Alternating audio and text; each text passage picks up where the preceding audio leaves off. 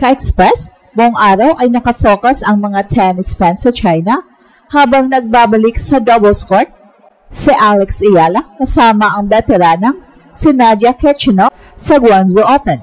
Isa itong malaking hakbang para kay Alex na muling maglaro sa doubles matapos ang ilang buwang pahinga. Ang kanilang tambalan ay agad nakakuha ng atensyon dahil sa kombinasyon ng kabataan at karanasan, isang eksplosibong halo ng WTA circuit. Ang Guangzhou Open ay bahagi ng Asian Hardcourt Swing ngayong taon at nagiging testing ground ng maraming rising stars. Dito nagbabalik si Alex na mas determinado at mas mature sa kanyang laro. Sa mga pre-match statements, binigyang diin ni Alex na gusto niyang pagbutihin ang kanyang net play at doubles instincts, kaya't napili niyang makapareha si Khachanov, isang seasoned doubles player na may Grand Slam experience at mahabang history sa tour. Ngayong match day, nakatakdang harapin nila ang British-Chinese duo na sina Emily Appleton at Tang Jianhu sa round of 16. Ito ang magiging unang test ng kanilang chemistry kung saan kailangang ipakita ni Alex ang composure at quick adjustment sa loob ng court. Strategically, malaking tulong ito sa growth ni Alex. Ang doubles ay nagtuturo ng faster decision-making at anticipation, mga skills na pwedeng magamit din sa singles. Sa tulong ni Khachanov, mas magiging matatag si Alex sa pressure points at mas lalawak ang kanyang court awareness. Kapag mananalo sila, posibleng magtuloy-tuloy ito sa mas maraming double entries at magbigay ng momentum para sa kanyang singles run. Sa bawat serve, sa bawat rally, ramdam ang sigla ng bagong partnership na ito. At para kay Alex, ang laban sa Guangzhou ay higit pa sa panalo. Ito ay simbolo ng kanyang pagbabalik, bagong diskarte at tuloy-tuloy na pag-angat ng Pinay tennis sa international stage. Buong tennis world, lalo na sa China, ay nakatutok muli kay Alex matapos kumpirmahin ang kanyang pagsabak sa women's doubles ng Guangzhou Open kasama ang Ukrainian veteran na si Nadia Khachanov. Sa pagbabalik niyang ito, muling nabuhay ang sigla ng mga Pinoy tennis fans na matagal nang sabik makita siyang maglaro sa double stage ng WTA circuit. Ang Guangzhou Open, isang WTA 250 tournament, ay bahagi ng prestigious Asian Swing kung saan nagtatagpo ang mga rising star at seasoned pros bago matapos ang taon. Para kay Alex, eto ang pagkakataong ipakita muli ang kanyang adaptability mula single standouts tungo sa doubles specialist in progress. Sa katambal niyang si Khachanov, kilala sa kanyang stability at tactical play, nagiging malinaw na ang layunin ni Alex ay hindi lamang manalo kundi mag-level up bilang complete player. Ang kanilang pairing ay agad nagdulot ng excitement dahil sa contrast ng style. Si Alex na explosive at attacking, habang si Khachanov ay veteran strategist na maingat at consistent sa net. Ang ganitong kombinasyon ay maaaring magdala ng sorpresa laban sa mas established double team sa draw. Ngayon ang tanong ng mga fans, makakamit ba ni Alex ang comeback win na magbubukas ng panibagong yugto ng kanyang WTA career? Sa pre-match preparations, malinaw na seryoso si Alex sa kanyang bagong partnership kay Nadia Khachanov. Sa mga practice sessions bago magsimula ang Guangzhou Open, kapansin-pansin ang energy at chemistry ng dalawa. Mabilis ang palitan ng bola, maayos ang komunikasyon, at parehong focus sa strategy.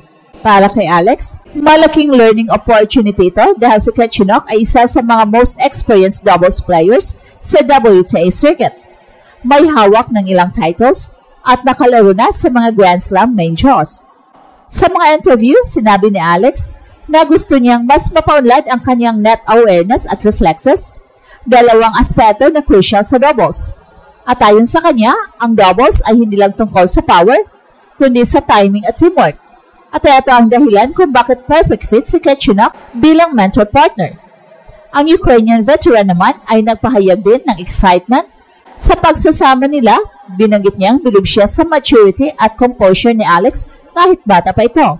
Ang kanilang unang laban ay nakatakda kontra sa British-Chinese duo na sina Emily Appleton at Tang Jianhu. Parehong sulit at may home court advantage. Pero hindi nagpapa-apekto si Alex. Determinado siyang bumawi matapos ang ilang close losses sa singles. At ngayong may bagong partner, dala niya ang confidence at fighting spirit ng isang Pinay warrior. Sa bawat warm-up, At sa bawat serve, halatang may bagong sigla si Alex.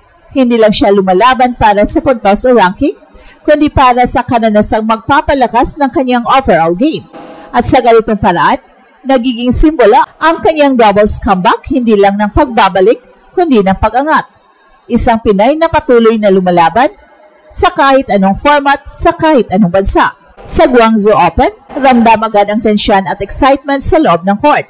Si Alex at ang kanyang double partner na si Nadia ay nagpakita ng matatag na chemistry kahit bago pa lang sila magkasama, halata ang tiwala nila sa isa't isa. Si Nadia ang nagdadala ng experience, habang si Alex naman ang nagbibigay ng energy at aggressiveness sa bawat rally. At ang kalaban nilang British-Chinese duo na sina Emily at Tang ay hindi basta-basta. Pareho itong may malawak na doubles background at mahusay sa net coverage, pero agad ipinakita ni Alex at Nadia ang kanilang game plan. High pressure serving at mabilis na transition sa gitna. Sa bawat set, naroon ang intensity. Bawat punto ay dinadaanan ng kombinasyon ng power at precision.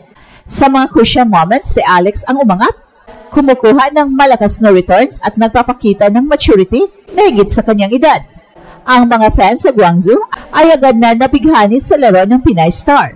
At kahit ang mga commentators ay napansin ang kanyang composure at footwork. Para kay Alex, ang laban na ito ay higit pa sa resulta.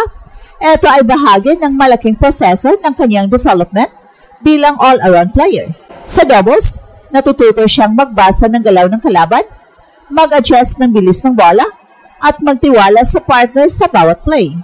Ipinakita ni Alex ang trademark niyang humility. We just focused on communication and consistency. Ani pa ni Alex, it's not just about winning, it's about learning how to trust and adapt. At sabi naman ni Nadia, a natural talent with great instincts.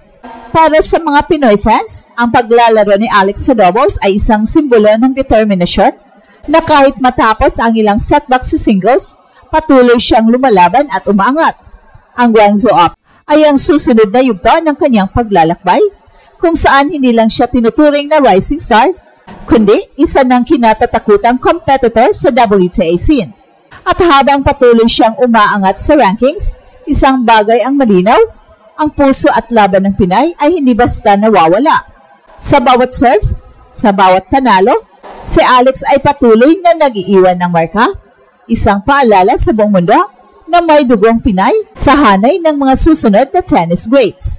At ito ang Express Info kung saan bawat kwento, ginulat ang mundo. Don't forget to like and subscribe.